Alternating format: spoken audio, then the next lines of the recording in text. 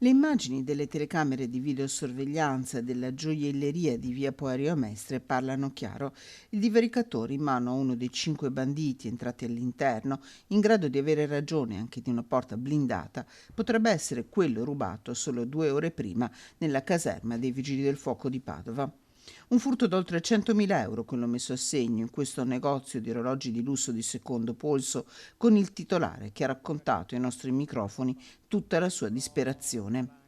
Furti in gioiellerie che potrebbero seguire a quelli avvenuti in serie nelle caserme dei pompieri. A febbraio Copparo nel Ferrarese, a settembre Mestre e Montevarchi in provincia di Arezzo.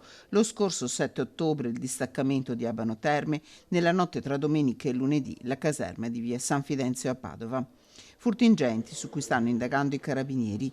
Questi divaricatori valgono tra i 10 e i 20.000 euro e sono strumenti in grado di salvare le vite. Sono dei divaricatori, delle grandi pinze che servono per tagliare le lamiere, per fare dei varchi e salvare dei feriti, prevalentemente negli incidenti stradali, ma in genere in tutti quei casi in cui o bisogna farsi spazio per entrare o bisogna fare spazio per estrarre un ferito. Adesso i vigili del fuoco sono tornati a usare strumentazioni meno efficienti, spiegano i sindacati che lanciano un appello. Sì, noi abbiamo chiesto assolutamente di ripristinare il prima possibile nel distaccamento di Abano e in sede centrale sulla prima e la seconda partenza, che sono i nostri automezzi, queste attrezzature indispensabili per un soccorso efficiente. Nel frattempo resta l'amarezza in chi per mestiere soccorre le persone e adesso sta pensando, in alcune caserme, di dare il via alle ronde. Purtroppo è una nuova tendenza che ci addolora, in realtà addolora prima i cittadini